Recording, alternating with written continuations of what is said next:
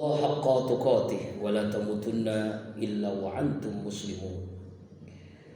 Qala Allah Ta'ala fil Qur'anil Karim wa huwa asdaqul qailin. A'udzu billahi minasyaitonir rajim. Bismillahirrahmanirrahim. Yauma la yanfa'u malun wa la banun illa man atallaha biqalbin salim.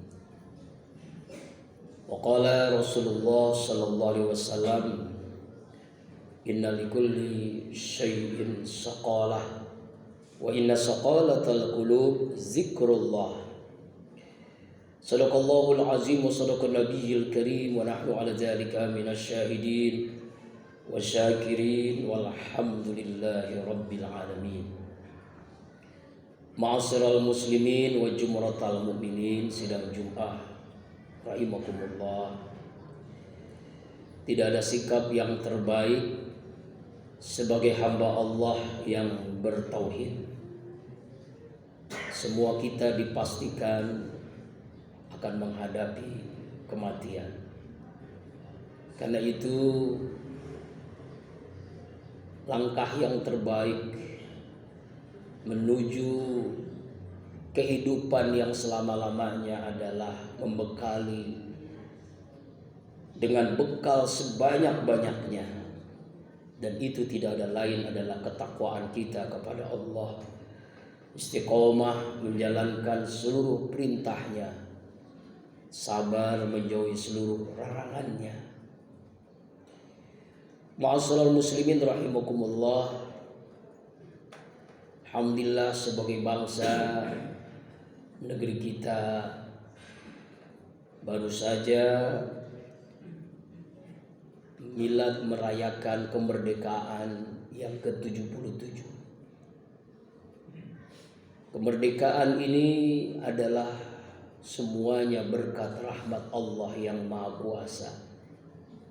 Bukan karena hadiah dari penjajah, bukan karena juga semata-mata perjuangan para pejuang, tapi dengan jujur ikhlas para pejuang pada negeri ini menjelaskan dalam pembukaan Undang-Undang Dasar 45, negeri ini merdeka karena atas berkat rahmat Allah yang Maha Kuasa. Karena itu dalam kesempatan khutbah Jumat ini, dan seringkali saya menyampaikannya, bahwa mungkin kita, kedaulatan kita merdeka dalam pengertian tidak ada yang menjajah.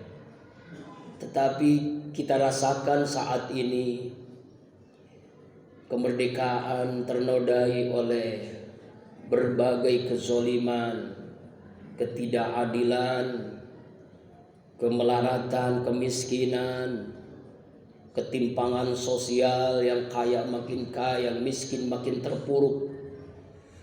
Banyak orang yang lupa kepada Allah, kemaksiatan semakin merajalela, kemungkaran di mana-mana. Ketimpangan yang begitu luar biasa di negeri kita NKRI ini. Padahal janji Allah sangat jelas dalam Al-Quran. Al-A'raf, a'udzu billahi minasyaitonir rajim, ayat 69. Walau anna ahlal qura amanu wattaqaw la fatahna alaihim barakatim minas sami wal ardh.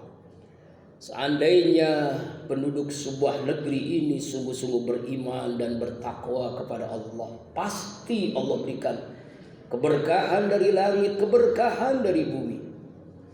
Allah mengatakan kepastian berkah hidup kalau kita sungguh-sungguh beriman dan bertakwa kepada Allah. Mulai dari pemimpin bangsa ini yang banyak melacur diri dengan korupsi, pengkhianatan, kezaliman, rakyat yang melakukan kemaksiatan, judi online, perzinahan di mana-mana, mabok, narkoba, kenakalan remaja, perselingkuhan, keretakan rumah tangga, begitu banyaknya kemaksiatan. Maka inilah yang terjadi di negeri kita. Kesusahan, kesulitan, kemelaratan, musibah bertubi-tubi, bencana terus terjadi, yang seringkali kita tidak mengambil pelajaran dari Apa yang terjadi?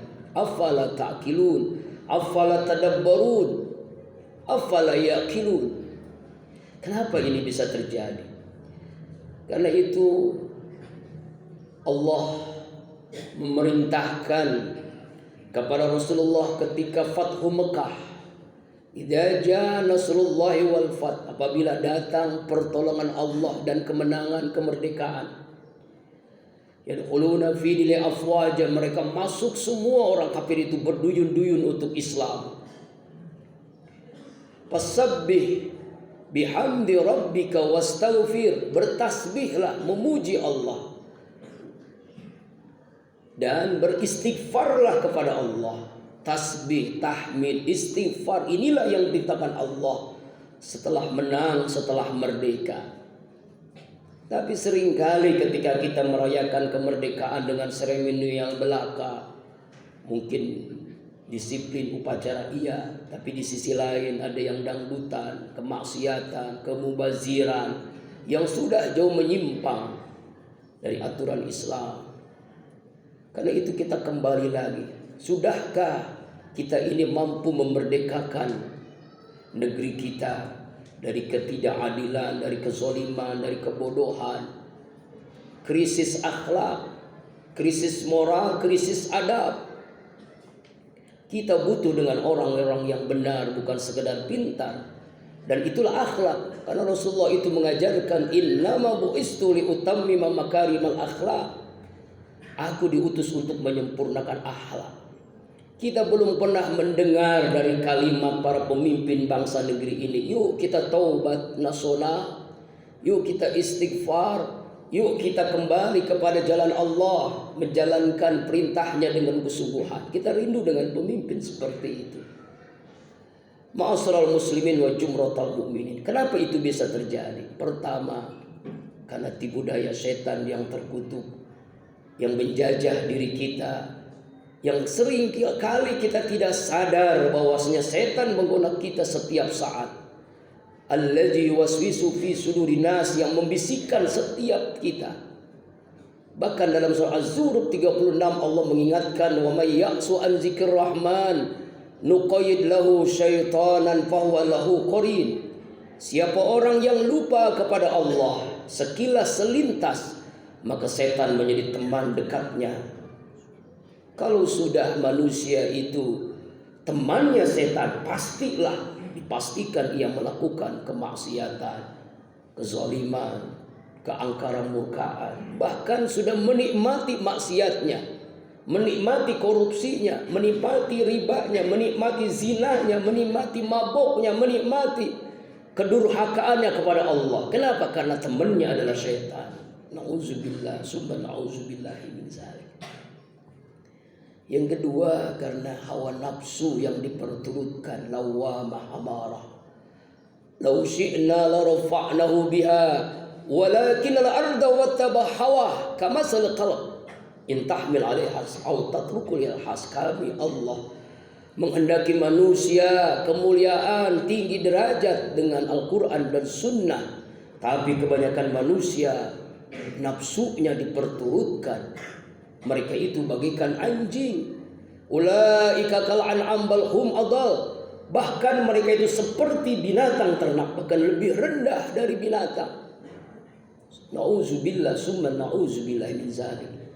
Banyak manusia di negeri ini, fisiknya manusia, tapi kelakuannya seperti anjing, babi, tikus, gurita, monyet, binatang-binatang lainnya. Nauzubillahi, bahkan lebih rendah kata Allah dari binatang.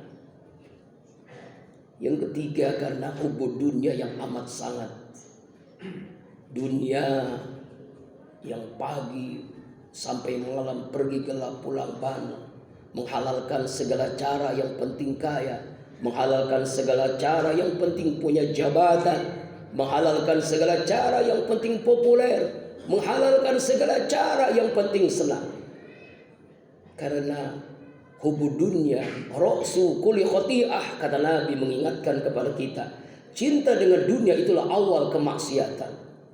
Kenapa orang korupsi? Kenapa ia riba? Kenapa ia serakah, bakhil, pelit. Kenapa dia zalim? Karena kecintaan yang amat sangat dengan dunia, bahwa dirinya merasa tidak akan mati, tidak akan menghadapi pengadilan akhirat, yang dilupakan oleh sebagian besar manusia di negeri yang kita cintai ini. Nauzubillahi min zalik. Hubbud dunia, cinta yang amat sangat dunia. Bagaimana Nabi Ibrahim alaihissalam, bagaimana Nabi Musa alaihissalam, ketika Nabi Ibrahim mencari Tuhan beberapa kali, malamnya dengan bulan, siang matahari, akhirnya dia tidak menemukan, ini bukan Tuhan saya. Setelah menemukan Allah sebagai Tuhannya, semakin mantaplah iman Nabi Ibrahim. Akhirnya ia menghancurkan berhala-berhala, patung-patung yang ada di sekitar negerinya. Namrus dan rakyatnya dihancurkan itu patung-patung, bahkan dibuat oleh ayahnya sendiri Azar. Dia mampu mengalahkan cinta dengan dunianya, mengalahkan egonya. Hanya Allah sebagai Rabb, ilah Tuhan yang mengatur segala-galanya. Bahkan digoda oleh tipu daya setan yang terkutuk dengan berbagai cara. Ketika terjadi kurban menyembelihan yang dilakukan Nabi Ibrahim atas anaknya Nabi Ismail, setan dengan berbagai cara menggodanya. Nabi Ibrahim pun tidak mau tergoda oleh setan. Dia lempar jumratul ula. Kemudian Nabi Ismail jumratul usta, dan ibunya Siti Hajar jumratul aqabah. Yang itulah dilakukan ketika jamaah haji melempar jumrah untuk mengusir setan. Allah Akbar, hubbud dunia. Bagaimana Nabi Musa alaihissalam mengalahkan kezaliman, kekuatan Fir'aun sebagai raja di raja ketika itu. Dengan kekuasaan Allah subhanahu wa ta'ala, tongkat yang dimilikinya yang merupakan mukjizat yang Allah berikan kepada Nabi Musa, mengalahkan kedikjayaan kekuasaan Fir'aun laknatullah alaih. Bagaimana Rasulullah SAW mengalahkan kekuatan kekuasaan Abu Jahal, Abu Lahab, dan seluruh Quraisy kafir ketika itu. Ma'asyiral muslimin wa jumratal mu'minin, kita rindu dengan pemimpin-pemimpin seperti yang terjadi di zaman dulu. Pemimpin seperti Rasulullah, seperti Abu Bakar, Umar, Utsman, Ali, Umar bin Abdul Aziz misalnya, Salahuddin Al-Ayyubi. Kita rindu dengan pemimpin seperti itu. Keyakinan itu tertanam di dalam jiwa kita. Ma'asyiral muslimin rahimakumullah. Hubbud dunia, cinta dengan dunia, bukan berarti kita tidak boleh kaya, bukan berarti kita tidak boleh punya jabatan. Harus kaya, harus punya jabatan, harus populer. Kayanya membuat dia bisa membangun peradaban dengan harta yang dimilikinya, dengan sedekah, dengan infak, dengan zakat, dengan wakaf, dengan amal jariah. Kekuasaan yang dia miliki, Allah Akbar, menjadi pribadi yang amanah, akhirnya memberikan manfaat untuk lingkungannya, untuk negerinya yang ia cintai. Populernya menjadi teladan dalam hidup seluruh rakyatnya. Itulah ada populer Rasulullah SAW. Yang keempat, kenapa negeri kita seperti ini? Karena diri kita masih dijajah oleh dosa-dosa yang kita lakukan, yang kita tidak bersegera untuk istighfar, minta ampun kepada Allah subhanahu wa ta'ala. Rasulullah saja yang manusia paling mulia, dijamin Allah ampuni dosanya yang lalu dan akan datang. Istighfarnya, taubatnya kepada Allah 70 kali. Riwayat lain 100 kali bertaubat kepada Allah. Apatah lagi kita. Inilah pentingnya kita selalu bertaubat, selalu istighfar. A'udzubillahi minasyaitonirrajim. Innallaha yuhibbut tawwabina wa yuhibbul mutatahhirin. Allah cinta, sangat sayang kepada hambanya yang selalu bertaubat dan selalu suci. Taubat kunci sukses. Taubat kunci rezeki. Man lazima istighfaran. Siapa orang yang melazimkan istighfar, kalau dia punya masalah Allah berikan jalan keluar. Kalau dia punya kesulitan Allah mudahkan. Bahkan di ujung hadis itu apa kata Rasulullah?